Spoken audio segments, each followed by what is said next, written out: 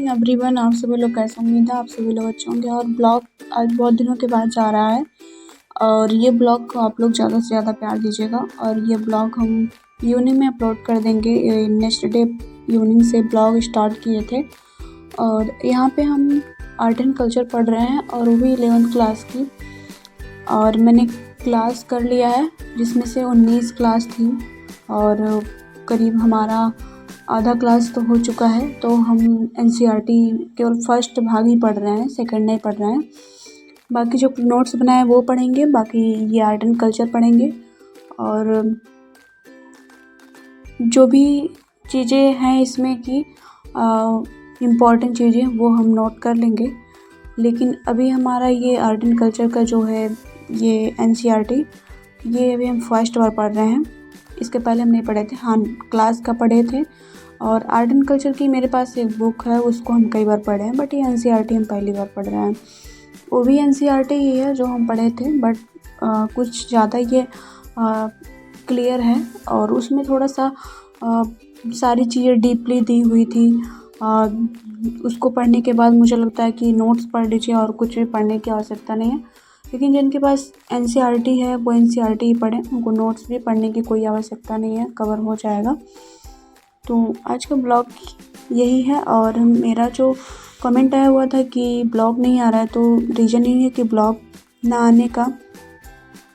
और इसके बाद मैं अपना नोट्स दिखा रही हूँ। यहाँ पे मेरा नोट्स है और मैं नोट्स को काफ़ी, ये आर्ट एंड कल्चर का ही है, तो ये अब हम चल रहे हैं रिवीजन करेंगे। इसके पहले हमने अपना जो आर्ट एंड कल्चर का बुक्स था उसे पढ़ा है और अब मैं चल रही हूँ अपने नोट्स को पढ़ने। और ये नोट्स मैं खुद ही बनाई हूँ और क्लियरली दिख रहा है या नहीं जानती, लेकिन हाँ आपको इतना लग रहा होगा कि नोट्स हम कैसे बनाए हैं।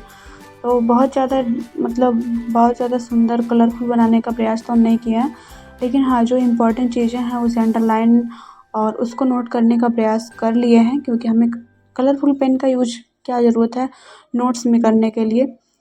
और मुझे सिंपल ही पसंद है, तो इसलिए मैं केवल ब्लैक और ब्लू पेन का यूज किया है। और आप सभी को पता है कि मेंस में कलरफुल पेन का यूज तो करना नहीं है, तो फिर क्या नोट्स को बेहतर बनाने का, हाँ अंडरलाइन जब करेंगे वैसे ही हो जाएगा। और अगर हाइलाइटर भी बहुत लोग यूज करते हैं नोट्स में, लेकिन नहीं करना चाहिए, क्योंकि हमें पता नहीं कितनी बार उसको पढ़ना पड़ता है, तो सब लिप अप होता हो जाता है। तो इसलिए हम पेंसिल और पेन से ही पढ़ते हैं। कोई भी नोट्स हो या बुक्स हो, हम हाइलाइटर का बहुत कम यूज करते हैं। जैसे मेरी पुरानी वाली पॉलिटी की बुक्स थी, उसमें भी हम बहुत कम ही अंडरलाइन किए हुए थे, रंगे थे। नहीं तो काफ़ी, हम अगर 10 बार 8 बार पढ़े थे तो भी पेंसिल या पेन से पढ़े थे। तो अभी हम उस बुक्स को हटा दिए हैं, मैं नया जो पॉलिटी है वो लेके आए हैं, इसलिए कि उसमें कुछ ज़्यादा ऐड हुआ है, तो इस वजह से हम सोच लेते हैं। और क्लास की जो नोट्स है वो पढ़ेंगे ही, बट इसको पुरानी पढ़ने की क्या आवश्यकता है, इससे अच्छा ले लेते हैं नया ही। और पढ़ना तो पड़ेगा ही, ये तो कंफर्म है। और दूसरी चीज़, अगर कुछ होता है तो ये बार बार जाएगा कि काश हम नया पढ़ लिए होते। तो थोड़ा सा अपने आप को वैसा करने के लिए, बाकी जिसके पास पुरानी बुक्स वो पुरानी ही पढ़े, ज़रूरी नहीं है कि वो नया पढ़ें।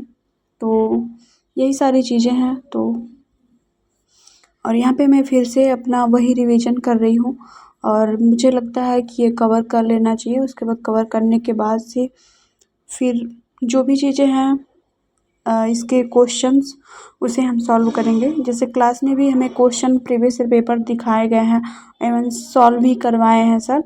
और वो क्लास हम पीडब्ल्यू से ही कर रहे हैं और वहाँ से बैच लिए थे, अब काफ़ी ख़त्म होने वाला है, तो वो सब कवर कर रहे हैं। और ये जितनी भी चीज़ें हैं ये सारी चीज़ें एनसीईआरटी की ही। हाँ एनसीईआरटी आप कहीं से अपने बुक शॉप से ले लीजिएगा, लेकिन हाँ हम सेकंड भाग नहीं पढ़ रहे हैं, फर्स्ट भाग ही पढ़ रहे हैं।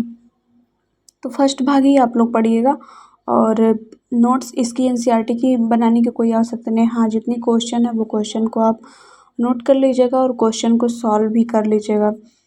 और हम खुद चलते चलते 2-4 तो डेली मेंस के क्वेश्चन कर लेते हैं और वो ज़रूरी है। बाकी ये इसमें क्या है कि जो भी चीज़ें हैं वो क्लियर दी गई हैं। और जो आर्ट एंड कल्चर की हम बुक्स भी दिखाए हुए थे, वो बुक्स में भी आपको बेहतर से वो नोट्स की तरह है। उसे हमें लगता है उसे पढ़ने के बाद नोट्स की ज़रूरत नहीं। जैसे आप एनसीईआरटी पढ़ेंगे, साथ में अगर कोई नोट्स मिल गया या कहीं आप यूट्यूब पे फ्री क्लास किए हैं, अपना खुद का नोट्स बनाए हुए हैं, वो पढ़ लिए तो हो जाएगा। लेकिन अगर आप इसके पढ़ रहे हैं और साथ में आप वो बुक्स पढ़ रहे हैं, तो फिर मोर देन इनफ है। उसके बाद आपको ज़रूरत ही नहीं पड़ेगी कि आप कोई क्लास का नोट्स लें। वो बुक्स दृष्टि का ही है, आर्ट एंड कल्चर का, और वो फ्री आपको फ्लिपकार्ट वगैरह पे मिल जाएगा। वो हम दिखाए हुए हैं, हम दिखा देंगे, लेकिन आज हम अपना नोट्स और ये एनसीईआरटी ही पढ़ रहे हैं। और इसलिए कि 2-4 बार तो रिवीजन हो ही जाएगा। और वैसे भी एक दिन में आप एक एनसीईआरटी ख़त्म कर सकते हैं, क्योंकि अगर इतना नहीं करेंगे तो अब काफ़ी समय नहीं है आपके पास। और मुझे लगता है कि एक दिन में एक एनसीईआरटी ख़त्म कर लेना चाहिए, क्योंकि आपका इतना तो एक्सपीरियंस हो ही गया है कि आप स्पीड भी अच्छी हो गई होगी, समझ भी अच्छी हो गई होगी। ये न्यू न्यू होने पे हमें लगता था कि नई चीज़ें टफ़ है, ध्यान देने की ज़रूरत है।